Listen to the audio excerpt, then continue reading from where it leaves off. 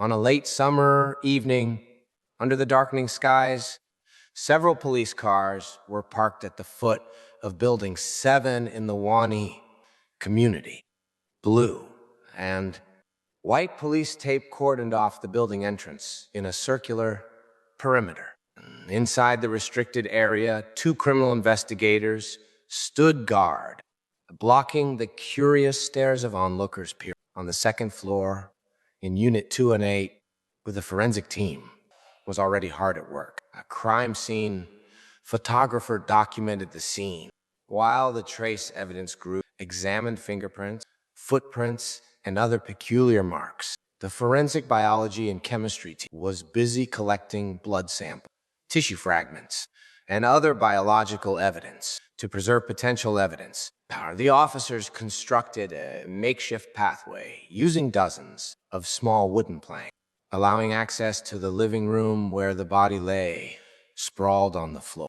Two forensic pathologists, clad in protective suits, were crouched beside Powder. One meticulously examined the body's exterior while the other sketched anatomical observations on a chart and recorded verbal notes.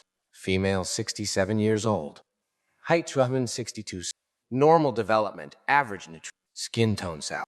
Postmortem lividity is purplish, red, and located on the occipital region, nape, back, sacral area, and the undersides of the limbs. The lividity does not blanch under pressure. Show signs of green discoloration. Meow, meow! Woof! Woof. The sporadic meows and barks from canned dogs were inadvertently captured in the forensic pathologists. John Cullian had kept 3 cats and 4 dogs, Powder, which had significantly disturbed the crime scene over the 2 days since her death. The young officers from the forensic biology team struggled to cage the animals. Now, a part of the biological evidence themselves. Detective Wang, with over 20 years of experience, tuned out the cacophony. Standing by a bookshelf in the living room, he picked up a framed photo. In the picture, Jean Cullian smiled serenely, standing beside her husband and son.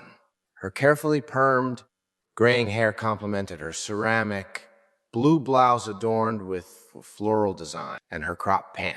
She wore matching earrings, a necklace, and rings. A graceful older woman. Fate had not been kind to her. Her husband had passed away, a heart attack a few years ago. Her son had also met an untimely end, and now she herself. Detective Wong gently returned the frame to its place and turned to survey the living room. Body of the woman, once known as John Cullian, lay in a grotesque shape on the floor. Dried blood radiated outward from the corpse, staining much of the living room floor in dark crimson, resembling a crude and hideous ink. The corpse's limbs were heavily mutilated, with most of the muscle tissue missing. Only bare bones remained of the hands and feet, and the fingers and toes had vanished entirely. Even more unsettling, including her eyes. Only her cranial bones, forehead, cheekbones, and jaw remained, with a thin layer of muscle still attached. Empty black eye sockets stared upward at the ceiling. No face, no flesh. Detective Wang exhaled deep, the disfigured body evoking a strange association in his mind. A partially eaten spicy chicken claw. The thought churned his stomach.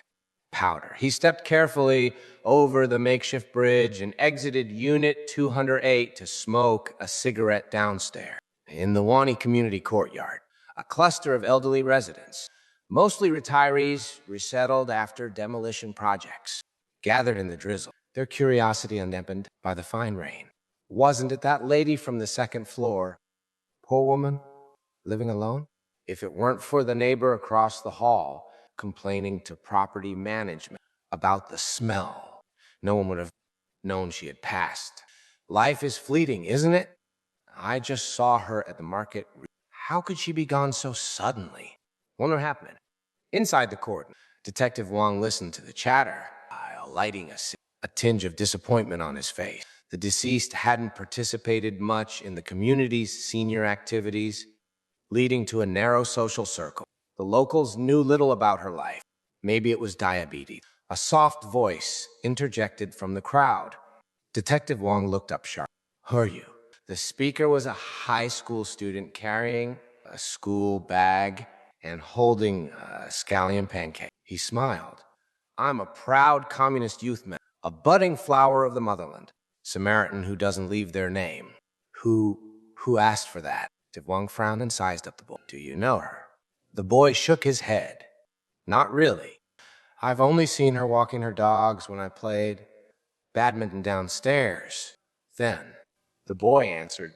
When I saw her, she was with flushed cheeks, was dry skin, swollen lower legs and feet, red and swollen fingers, arm ulcers, and drooping eyelids with recurrent chalazions. I suggested she watch her diet, take her medication, exercise regularly. The crowd murmured in astonishment. Even Detective Wong couldn't help but ask, studying medicine. The boy replied seriously, when I was little, constipation. The doctor recommended using a bit of glycerin suppository. I poured the whole bottle on the poop, and it didn't work. That inspired me to read medical books. This kid must be one of a kind. Eyeing the police uniform with admiration. Officer, I've always wanted to be a heroic policeman. I've honed my detective skills by reading Detective Conan. I even marked the culprits in the manga with a pencil. Last time I caught a thief at an amusement park. Took me 2 hours of maneuvering before the staff kicked me. Detective Wong's eye twitched. He extinguished his cigarette and turned back toward Building 7, feeling an odd mix of amusement and irritation. By the way, the windows of Unit 208 don't seem to be open. The boy mused aloud. I wonder what those cats and dogs have been eating for 2 days. Detective Wong froze mid. The boy continued. If Aunt Zhang fainted from an acute diabetic complication, her pets might have noticed something was wrong and licked her skin to wake her. When that didn't work, and they tasted blood from her broken skin, their instincts likely took over. They'd naturally search for something edible, like their owner. In most cases, the face being sought exposed is the first target. Fingers, toes, arms. The boy smiled, unfazed by the horrified stares around him. When a whale dies in the ocean, its body sinks to the seabed, nourishing hagfish, clams, marine life. Biologists call this process WhaleFalls, the whale's final gift to the ocean. Life cycle.